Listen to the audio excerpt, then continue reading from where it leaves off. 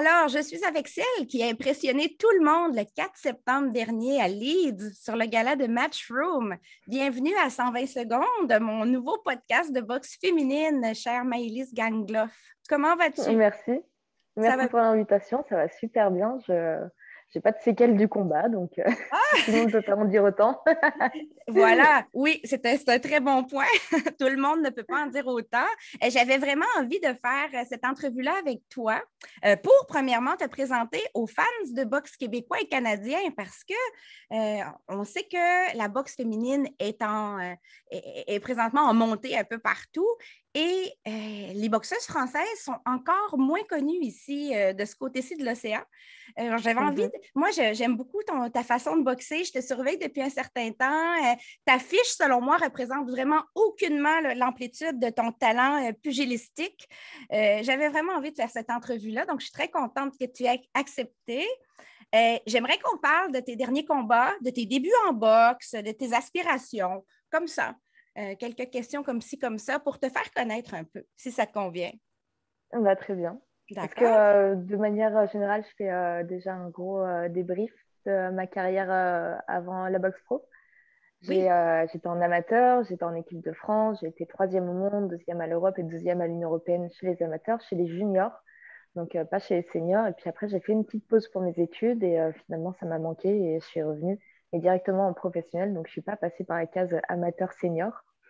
Et effectivement, j'ai une fiche un peu étrange avec des KO par-ci par-là, mais aussi des défaites. Et c'est vrai qu'elle est pas, elle est représentative parce que je suis une personne qui refuse aucun combat, mais en même temps, c'est vrai que là, on a pris un nouveau tournant et ça, ça va être prometteur. Chez les femmes, on entend souvent que le zéro défaite est moins important que chez les hommes parce que probablement qu'il y a moins de boxeuses aussi. Donc, des opportunités de se battre au top, il y en a plus. Euh, Toi, tu choisis tes combats, probablement. Je suppose que tu choisis tes combats en fonction de la qualité du combat souvent et moins de la fiche parfaite.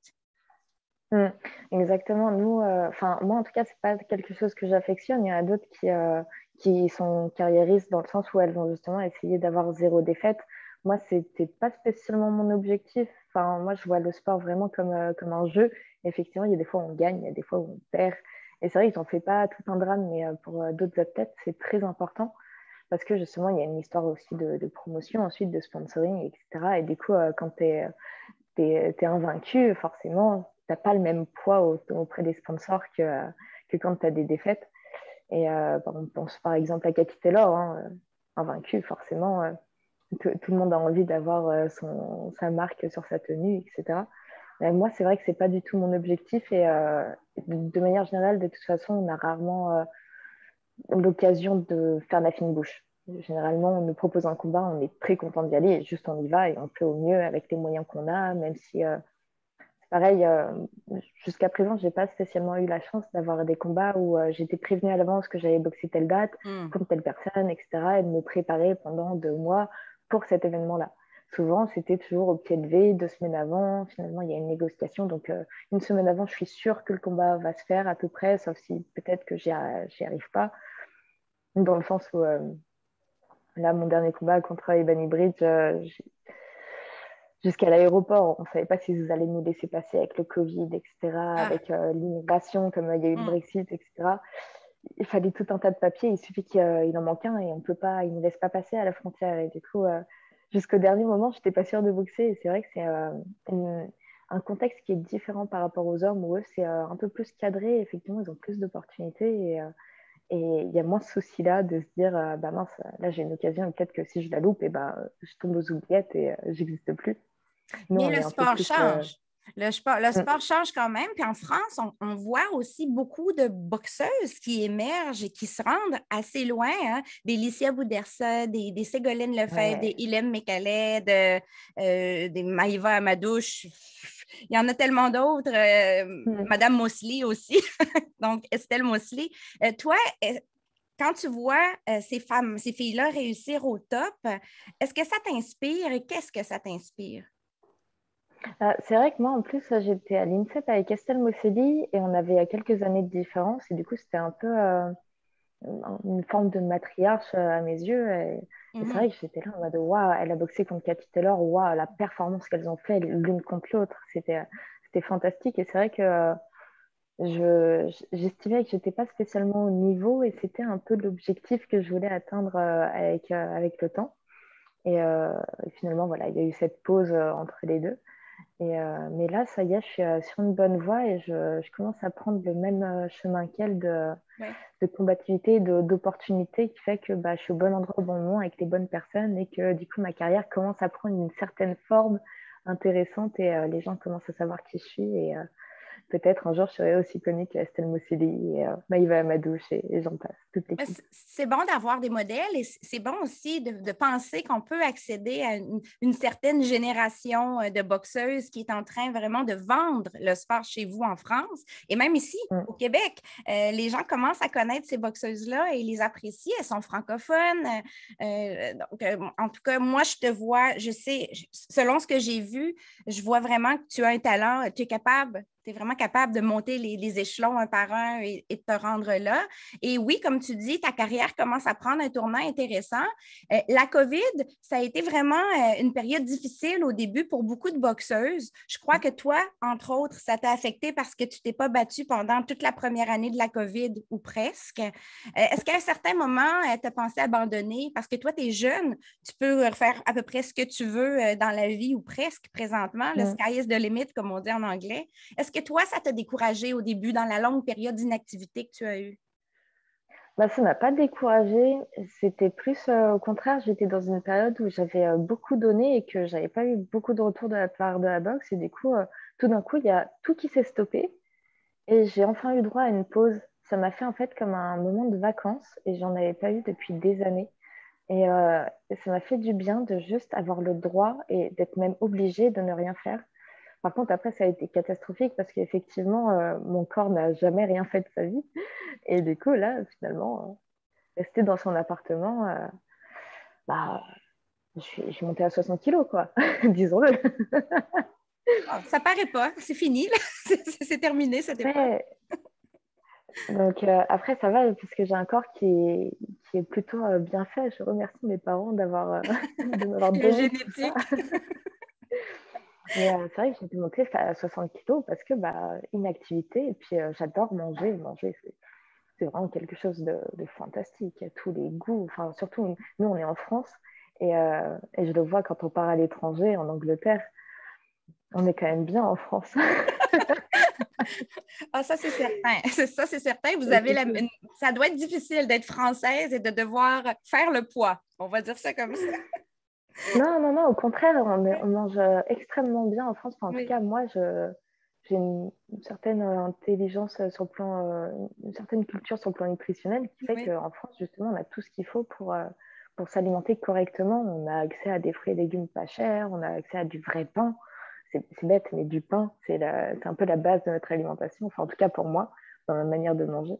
Et c'est vrai que j'ai pris énormément de poids pendant le Covid, mais après, je l'ai très vite perdu en reprenant une activité normale et en reprenant une alimentation normale. Tu as Mais bon. découvert la boxe comment? Qu'est-ce qui a fait que tu es devenue amoureuse du sport et à quel âge à peu près tu as commencé à boxer? Alors, c'est très complexe. Il y a eu toute une, toute un- une conjoncture qui a fait que plein de choses se sont rencontrées au même moment. Déjà, j'ai toujours été très sportive. On avait des parents avec mes deux grandes sœurs qui nous ont toujours poussé à faire du sport. On faisait ce qu'on voulait. Si on voulait faire danse classique, on faisait danse classique. Si on voulait faire pétanque, on pouvait faire pétanque. Il n'y avait aucun souci là-dessus. Et donc, j'ai tout fait. Je suis à Aix-les-Bains, en Savoie. On a un lac, on a les montagnes pas loin. On est voilà, dans une région très verdoyante, très naturelle et tout. On peut à peu près tout faire. Donc, j'ai fait aussi bien de la planche à voile que du vélo, que du billard, que j'ai fini par du karaté. J'ai évidemment fait de la natation. J'ai tout fait. J'ai eu de la chance, j'ai tout fait. Et finalement, au karaté, un jour, ils ont acheté un sac de frappe. Et j'ai découvert cette sensation de l'impact, du poing dans une surface. J'étais une personne très nerveuse. Je fais encore aujourd'hui de l'eczéma. C'est une OK. affection de la peau, somme toute standard, mais un peu handicapante. Et à l'époque, j'en avais vraiment partout et c'était handicapant sur le plan social, relationnel. J'avais pas beaucoup d'amis. Enfin voilà, c'était vraiment pas forcément sympa, mon enfance. Et là, j'ai découvert cette sensation de délivrance en tapant dans le sac. Et je me suis dit, waouh, c'est ça que je veux faire. Du coup, il y avait ma grande sœur, Kyriaki Gangloff, qui avait commencé la boxe avant moi. Mais on a 7 ans d'écart, donc on n'a jamais vraiment lié un certain contact, elle et moi, à cause de la différence d'âge. Et là, je me suis dit, bah, tiens, je vais aller à la boxe, je vais créer un lien avec elle. Et en plus, ça va me faire du bien. J'ai découvert la boxe comme ça à l'âge de 12 ans. Et ça Et t'a aidé à canaliser ton énergie, à gérer ton stress, à contrôler ton eczéma, etc., ça etc. OK. ça m'a fait ça m'a fait un bien fou et je le souhaite vraiment à toutes les personnes de ce monde, hommes ou femmes ou autres d'ailleurs, quel que soit le genre de la personne. C'est quelque chose qui, c'est assez animal, c'est assez primitif comme action de frapper. C'est quelque chose que l'humanité a toujours fait, se battre, et ça fait vraiment du bien. Et je Surtout suis là, vraiment aujourd'hui, contente, je suis vraiment contente que tu parles de la boxe de cette manière-là parce que les gens ont des préjugés sur la boxe. Beaucoup de gens considèrent la boxe simplement comme un sport dont le but est de faire une commotion cérébrale à l'adversaire, de knocker l'adversaire, de lui faire mal. Mais la boxe, c'est aussi un jeu d'échecs, c'est aussi quelque chose qui sert à beaucoup d'autres aspects de notre vie. Et toi, tu en parles de cette façon-là. C'est vraiment oui, comme ça que tu en parles. Et moi, je trouve ça très, très, très positif. Tu sais qu'au Canada, ici, il n'y a pas si longtemps, il y a une jeune boxeuse qui oui, est décédée oui, je sais. dans le ring. Euh, Là, les anti-box sont sortis le poing en Ouais. l'air. Ceux qui ne connaissent pas le sport, Ils ont raison, ils ont raison parce qu'il faut protéger les boxeurs, mais il y a aussi bien sûr. la boxe, c'est beaucoup plus que simplement ce qui s'est passé dans le ring entre deux boxeuses. Alors, toi, tu en parles d'une façon quand même aussi positive, qu'il y a d'autres choses que ça. Il y a d'autres choses que les commotions cérébrales et les knockouts en boxe. Ouais. Mais déjà, il faut replacer les choses dans le contexte. Quand on est boxeur professionnel, on signe des contrats qui ça dit qu'on est d'accord, il y a un consentement qui se fait. On est d'accord pour aller se battre contre une autre personne. C'est un jeu, c'est vraiment un jeu. Mais la boxe, c'est pas que ça. Il y a aussi l'aspect juste entretien corporel, en fait, et Oui, éducation physique et activité et toute la collectivité, toute la communauté qui se crée autour de cette activité. Et juste la sensation de la main dans le sac fait du bien à l'âme humaine. C'est vraiment quelque chose que tout le monde devrait avoir la chance d'essayer. Je pense aux enfants à l'école, simplement. C'est petit, tous les enfants ont une période où ils tapent sur les camarades pour exprimer justement oui, leur colère ou leurs sentiments. Et je pense qu'il y a toute une éducation à faire autour de ça, de oui, tu as le droit de taper, mais dans certaines conditions. Il oui. faut que l'autre soit consentant et il faut que ce soit un jeu, ou alors fais-le ailleurs et que ça ne préjudice pas les autres. Je suis contre la violence, c'est vraiment.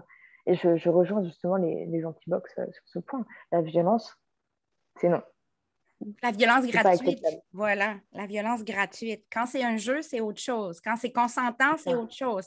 Voilà. Non, je suis tout à fait d'accord avec toi aussi. Et effectivement, vous signez des contrats.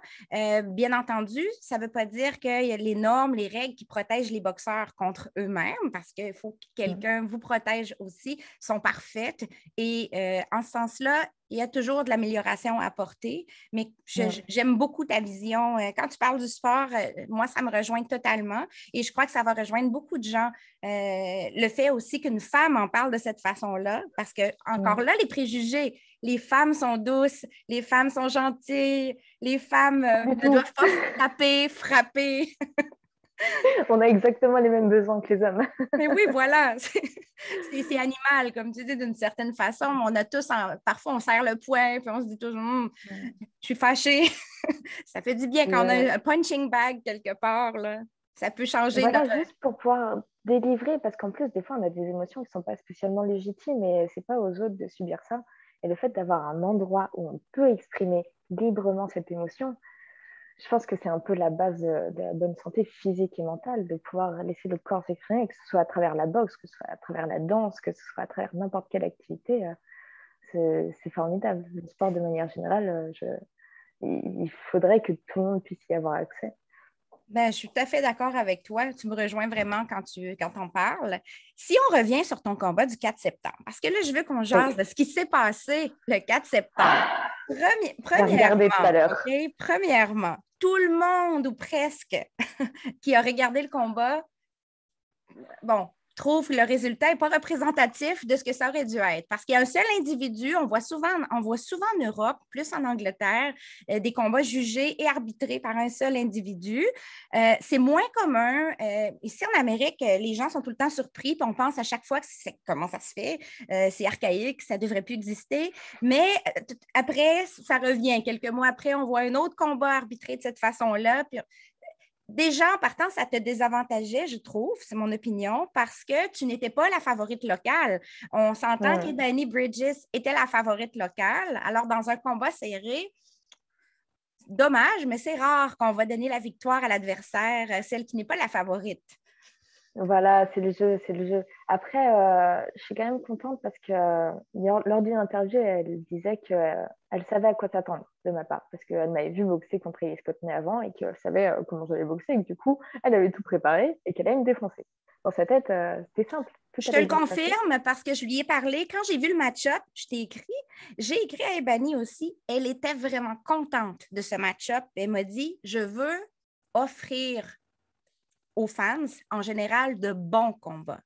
Puis elle m'avait dit, le style de Maïlis et mon style vont bien s'agencer. Ça devrait être un bon combat. Et c'est ce qu'elle voulait, même si les promoteurs, parfois, sont plus hésitants parce qu'ils veulent vraiment que la favorite locale domine. Elle avait envie d'offrir un bon combat, même si c'était un combat serré. C'est ce qu'elle m'avait dit le jour où l'annonce de votre combat est sortie. Alors, ce que tu dis, ce qu'elle a dit en entrevue, ce que tu as entendu, elle me l'a dit aussi en privé. Je te le confirme. Ouais. Après, en l'occurrence, le combat que j'ai fait contre Elise Cottenay, j'avais une toute autre tactique et technique que là, je n'ai pas du tout fait contre Ebony. J'ai travaillé complètement autre chose et je pense qu'elle a été surprise et je crois que je l'ai entendu justement dans le coin. Il y a son coach qui lui a dit, ah oui, finalement, bon, regarde, elle part sur les côtés. Je crois qu'il lui a dit quelque chose comme ça en mode, bah, finalement, elle te rentre pas dedans, mince, il va falloir que tu la cadres. Et ça les a un peu surpris. Ils ne s'attendaient pas du tout à ça de ma part, étant donné que le premier combat, j'étais juste un tank et j'étais arrivée solide et j'avançais tout le temps sur Elise Cottenay. Là, et le c'était combat complètement contre l'inverse. Elise Cottenay, c'était pas ta catégorie de poids habituelle ou de prédilection. Ouais, il y a eu un malentendu en fait.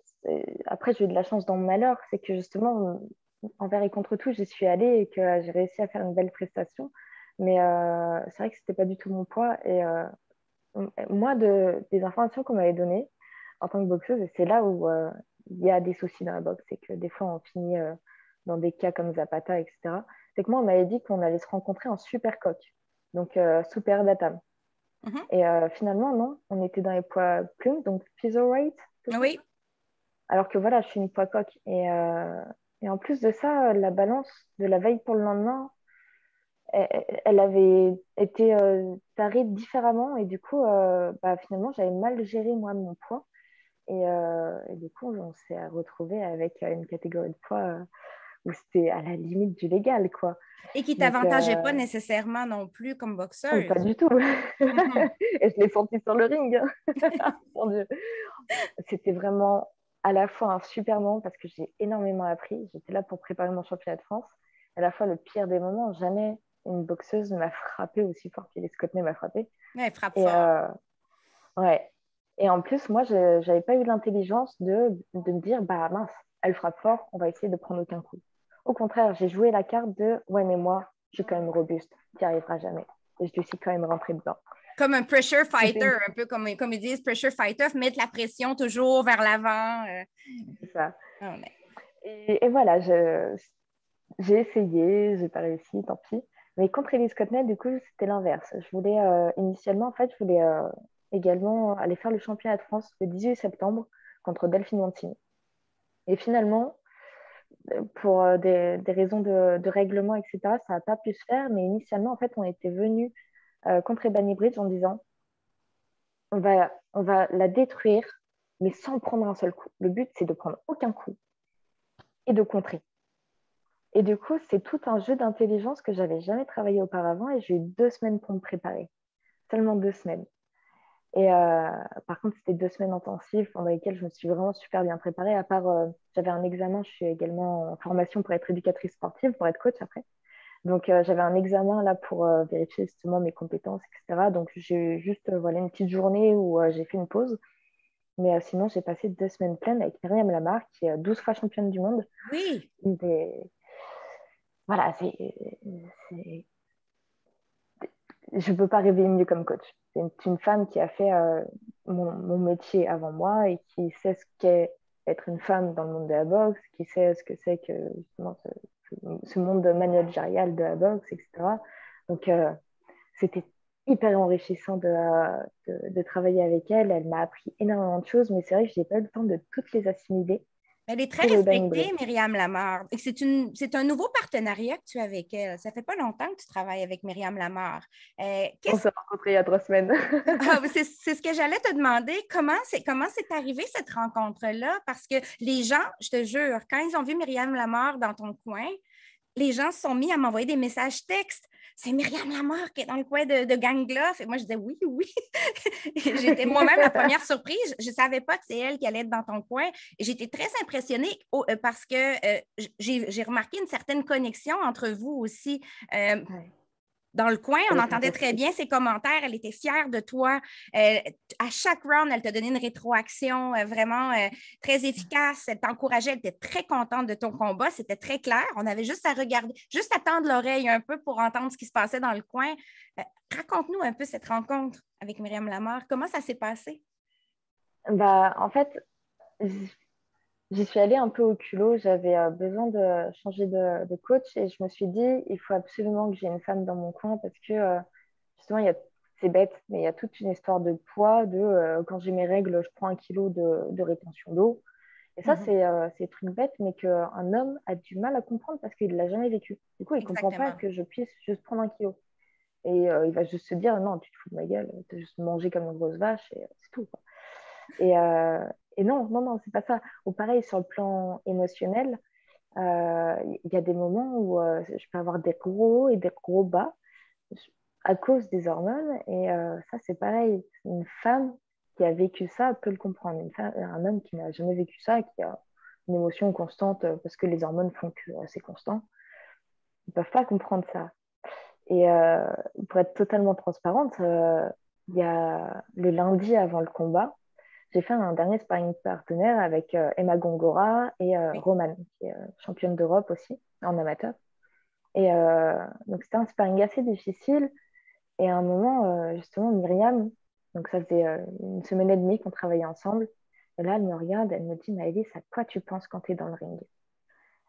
Et là, j'ai eu une montée d'émotions où j'étais là, j'ai plein de choses qui me sont venues en tête et j'étais là en mode, je sais pas, je suis en panique, j'ai peur de décevoir, j'ai peur de mal faire, j'ai peur de décevoir Myriam Amar, parce que voilà, il y avait ça aussi.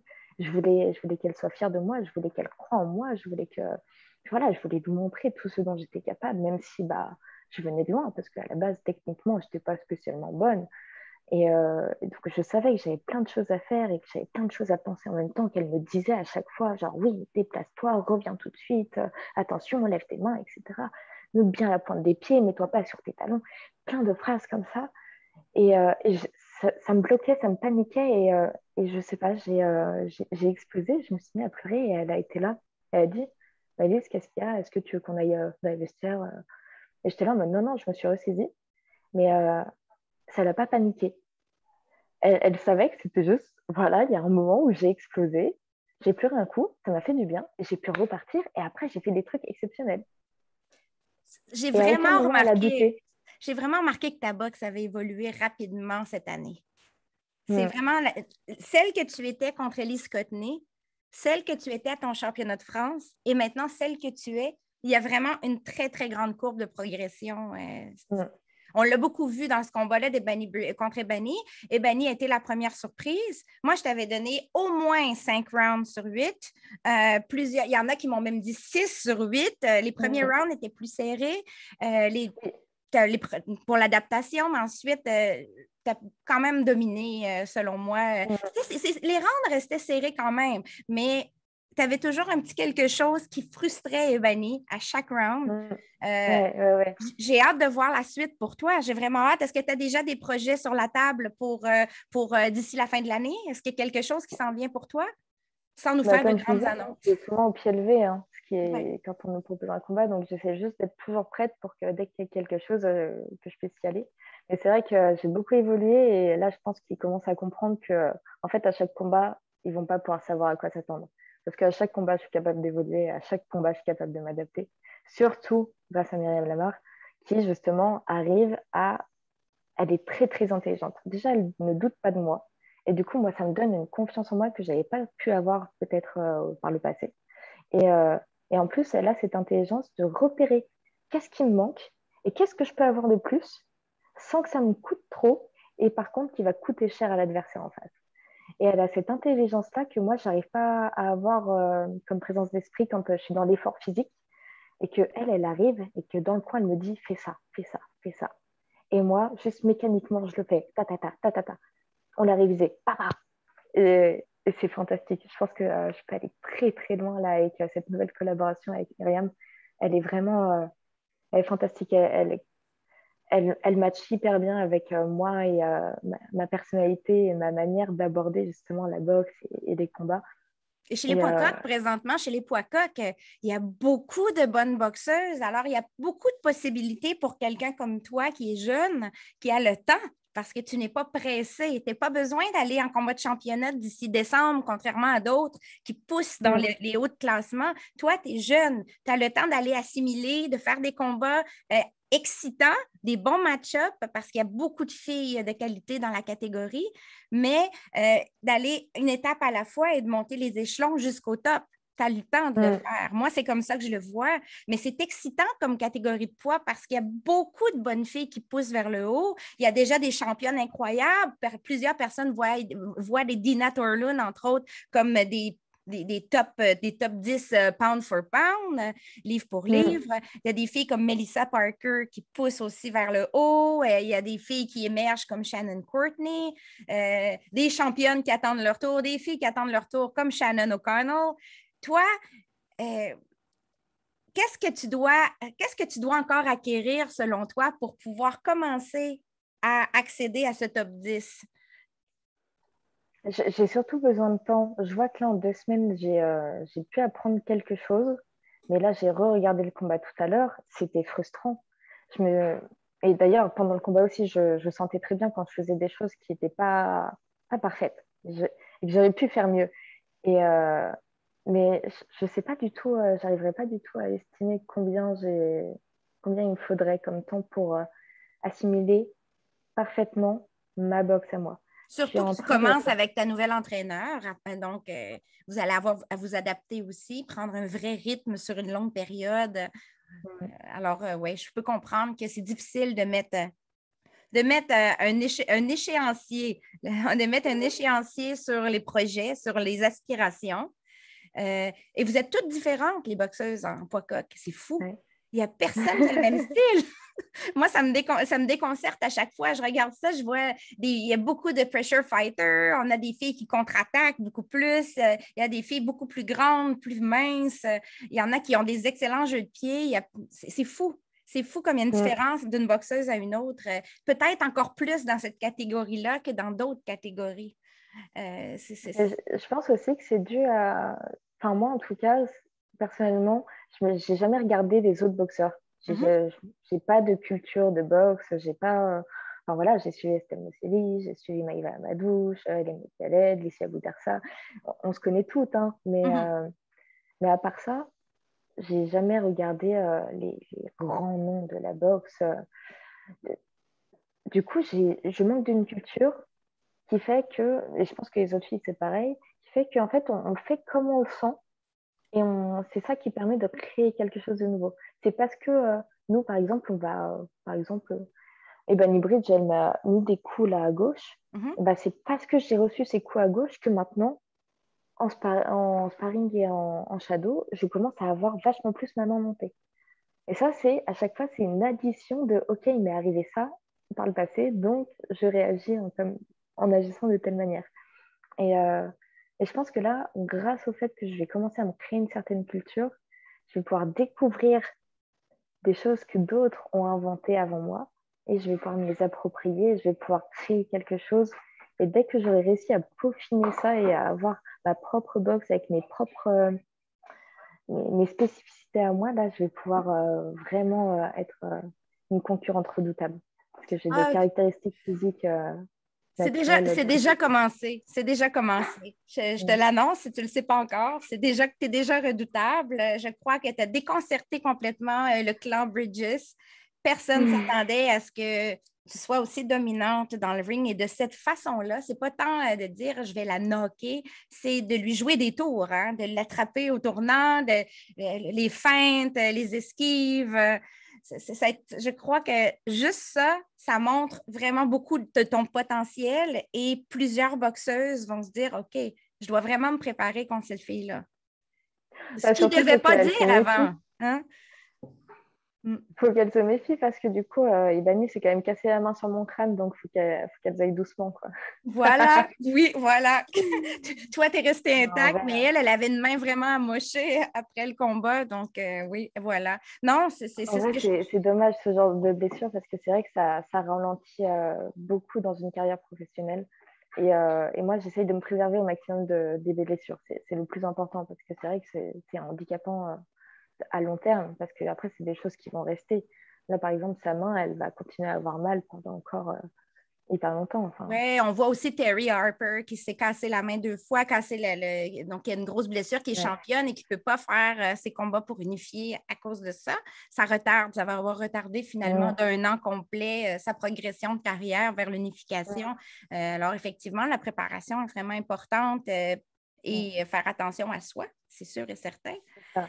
Merci beaucoup, Maëlys Gangloff. C'était vraiment agréable de te connaître plus. Je suis sûre et certaine que le public ici québécois, les fans de boxe québécois vont tomber amoureux de ta personnalité. Ils vont commencer à te suivre beaucoup plus.